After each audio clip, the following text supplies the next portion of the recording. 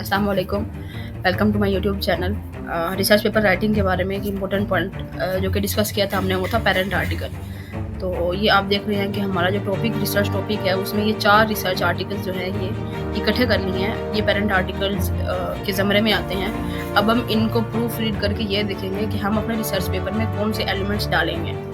चारों को हम लोग ओपन करके वन बाय वन देखेंगे कि किस पेपर की क्या चीज़, क्या एलिमेंट हमारे लिए सूटेबल है और हम यूज़ कर सकते हैं। या आपको इन समरी ये चीज़ पता चलेगी कि विच पेपर या which part of the paper can we use for our parent article, for our research paper. Spatial and temporal variation, ये देख रहे हैं, ये सारा टॉपिक हमारे जो रिसर्च के बिल्कुल अकॉर्डिंग है। सबसे पहले तो हाईलाइट दिस पॉइंट, ये नेसेसरी नहीं है, just to make a rhythm या टू मेक अ पॉइंट के हमारी स्टडी कहाँ तक है। जो बाकी का effect of forest disturbance and evidence of decline है, ये हमारे काम का नहीं है, हमने सिर्फ और सिर्फ ये देखना है। ओके, इन्होंने इंट्रोडक्शन में देखें कि इन्होंने किस तरीके से काम किया है ना। सबसे पहले इन्होंने एम्फीबियंस के बारे में बताया एक लाइन में, एम्फीबियंस में, जिसमें इन्होंने 2 रेफरेंस यूज़ किए हैं।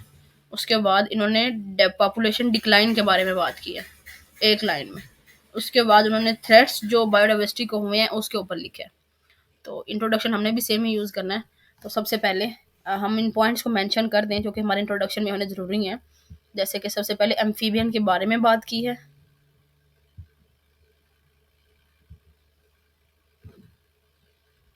यहाँ पर एक कमेंट भी डाल देते हैं, अबाउट एम्फीबियंस। सेकंड लाइन जो उन्होंने बात की है, वो उन्होंने बात की है इनकी एक्सटिंक्शन के ऊपर, सॉरी बायोडाइवर्सिटी के ऊपर।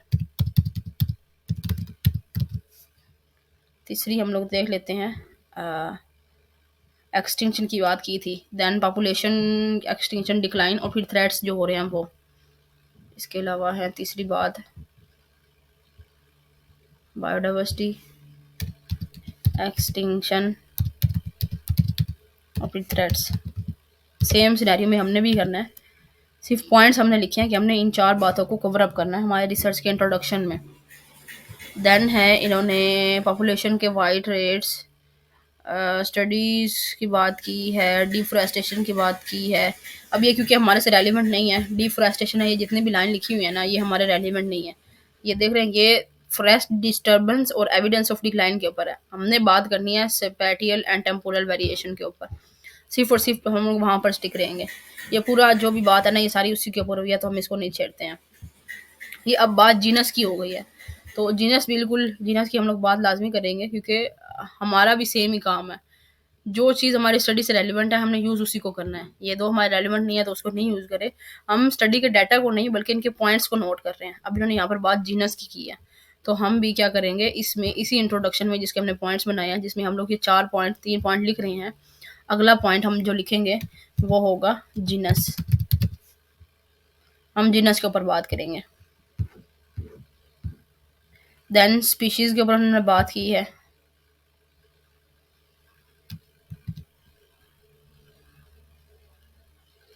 फिर रेट्स के बारे में बात की है कि वायरल रेट्स कौन से होते हैं। फिर उन्होंने यहाँ पर बता दिया कि उन्होंने स्टडी कौन सी कंडक्ट किया, क्या कंडक्ट किया और क्या सिनेरियोज हैं। एम ऑफ द स्टडी कह लेंगे, वो इन्होंने एंड पे एम ऑफ द स्टडी लिख दिया। जीनस की बात की है, फिर स्पीशीज की बात की है।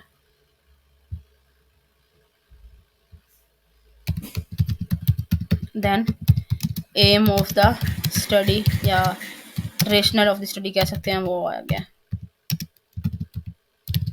दोनों भी हो सकते हैं। ये हमारे इंट्रोडक्शन के कुछ पॉइंट्स जो हमें इस पेपर से मिले हैं इंट्रोडक्शन सेक्शन में, वो हैं। मेथडोलॉजी, बिल्कुल हमारी पहली हेडिंग यही होगी कि हमने स्टडी रीजन लिखना है, जो हमारा स्टडी रीजन है। जैसे इन्होंने लिखा है एग्जैक्ट हमने सेम वैसी रिदम में लिखना है, जो भी हमारा रीजन है। हमने गूगल से उसका मैप भी ले लेना है। ये देख रहे हैं ग्लोबल एंड, ये इसके मैप की फिगर नीचे लिखी होगी। Location and forest composition of study region, इन्होंने फॉरेस्ट के लिहाज से लोकेशन दी है। हम लोग फॉरेस्ट के लिहाज से नहीं लिखेंगे, हम लोग सिर्फ और सिर्फ मैप लगाएंगे। जो हमारी लोकेशन है सिर्फ उसी का मैप लगाएंगे। इतना बड़ा मैप नहीं लगाना, बिल्कुल छोटा सा लगाना है, और नीचे उसका मेंशन जरूर करना है। और फिर सेम चीज़ मेंशन करनी है कि इमेज निकली कहाँ से है, क्या नहीं है। रेफरेंसेस बहुत ज़्यादा मैटर करते हैं, इसको भी हाईलाइट कर ले। जो चीज़ें हम ऐड करें वो हम लाजमी हाईलाइट करेंगे। स्टडी रीजन हमने एग्जैक्ट ऐसा ही लिखना है, कॉपी नहीं इसको करना है। हमारी चीज़ों को हमने इसके मुताबिक कन्वर्ट करना है और हमने मैप डालना है। उसके बाद ये चीज़ें भी लिखने की ज़रूरत नहीं है क्योंकि ये रेलेवेंट नहीं है, इन्होंने ज़्यादा डेप्थ में भी किया क्योंकि इन्होंने उसके लिहाज से बात करनी है। सैम्पलिंग भी हम लोग लिखेंगे, जो हमने मेथड यूज़ किया, कैसे यूज़ किया, क्या किया, वो सारी चीज़ें हम लोग मेंशन करेंगे। इन्होंने अपनी चीज़ें मेंशन की है, हम अपनी चीज़ें मेंशन करेंगे। आगे एनालिसिस जो इन्होंने किया है, वो एनालिसिस के ऊपर हम अभी नहीं आएँगे क्योंकि हम बाकी के पैरेंट आर्टिकल को देखेंगे कि उन्होंने कौन से एनालिसिस यूज़ किए हैं या हम कौन से कर रहे हैं, तो हम उनके ऊपर ही बात करेंगे। रिजल्ट्स डिपेंड करते हैं हमारे बाकी चीज़ों के ऊपर क्योंकि इनके पैरामीटर्स डिफरेंट है, तो इनके पैरामीटर्स जो हैं हमारे से मैच नहीं करते और इन्होंने अपने रिजल्ट्स इन पैरामीटर के अकॉर्डिंग बनाए हैं। तो हम पैरामीटर्स को नहीं काउंट करेंगे या इनके रिजल्ट्स को नहीं काउंट करेंगे या इन्होंने सर्वाइवल रेट बताया है। हमारे ऑब्जेक्टिव ये नहीं है, तो हम इसलिए इन अगले सेक्शन को अभी नहीं देखेंगे, बाद में देखेंगे, वो अलग बात है। अब हम अगला निकाल लेते हैं।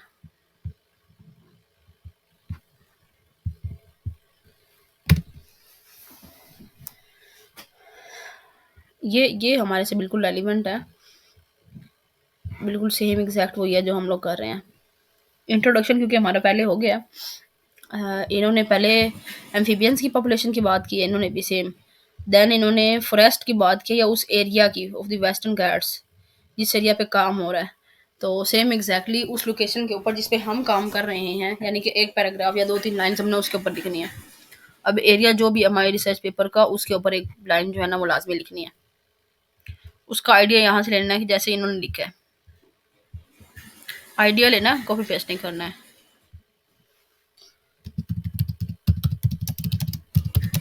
अभी हमारा उस पॉइंट्स और इन पॉइंट्स में इंट्रोडक्शन में एक वो रिदम बन रहा है ना, सिस्टमेटिक वे में चल रहे हैं।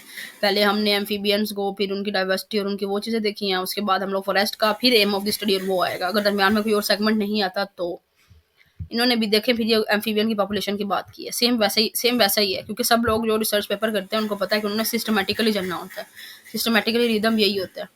देन इन्होंने अपना ऑब्जेक्टिव और ये सारा रेशनल ऑफ द स्टडी यहाँ से यहाँ तक इन्होंने अभी बताई है, सेम पैटर्न है।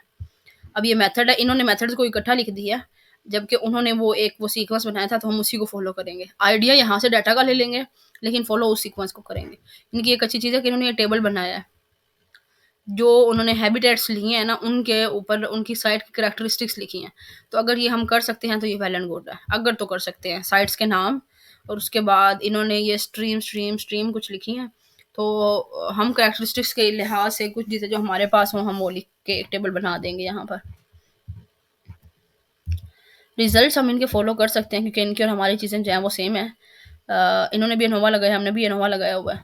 तो ये इंडिविजुअल स्पीशीज़ अकाउंट बिल्कुल हम ऐसी ही हेडिंग दे सकते हैं, स्पीशीज़ की भी और सारी सेम ही दे सकते हैं।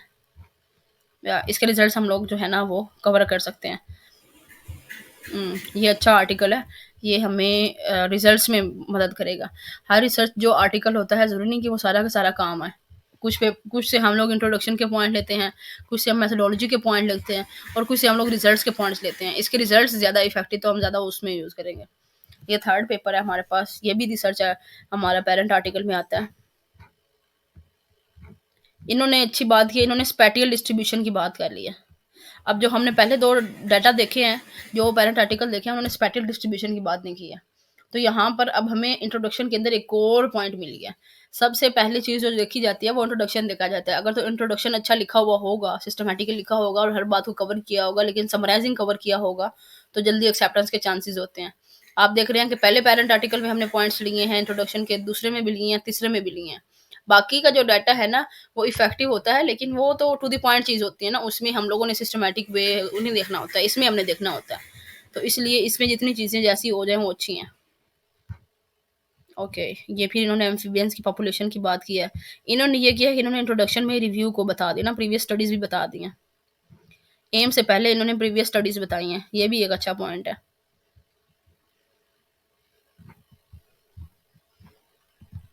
इन्होंने लोकेशन का मैप, जैसे मैंने पहले में बताया था कि हम सिर्फ मैप लगाएंगे, बाकी की चीज़ें नहीं लगाएंगे। मैप, पिक्चर जिस जगह से कलेक्शन की है और एक फ्रॉग की, ये काफ़ी अच्छी चीज़ लग रही है और ये जर्नल भी अच्छा है, तो इसी को ही फॉलो करेंगे। Data collection and study area, ये भी हेडिंग यूज़ कर सकते हैं, वो भी कर सकते हैं, दोनों सेम ही है। हाँ, अलबत्ता इसमें यह है कि इसका टेबल ज़्यादा सिंपल और अच्छा बना हुआ है, तो हम लोग ये करैक्टरिस्टिक्स यूज़ कर सकते हैं क्योंकि ये ज़्यादा रेलिवेंट है बजाय इसके जो कि इस टेबल में हो रही हैं। इस टेबल से बेटर, सॉरी, ये इस टेबल से बेटर हमारी ये वाली है, तो हम इस टेबल को फॉलो कर सकते हैं। इस टेबल को मैं हाईलाइट करी हूँ क्योंकि ये टेबल हमारे लिए बहुत काम का है और इसका डाटा हमारे पास मौजूद भी है।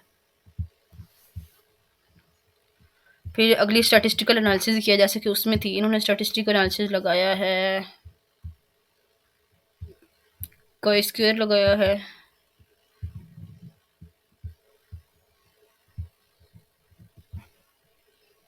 ओके, अबंडेंस ट्रस्ट, ठीक है। रिजल्ट्स में इन्होंने एक टेबल लगाया जबकि इनकी मेथोडोलॉजी काफ़ी इफेक्टिव है, और डिस्कशन में इन्होंने ज़्यादा टेबल बड़ा वाला लगा के ग्राफ्स लगा दिए हैं।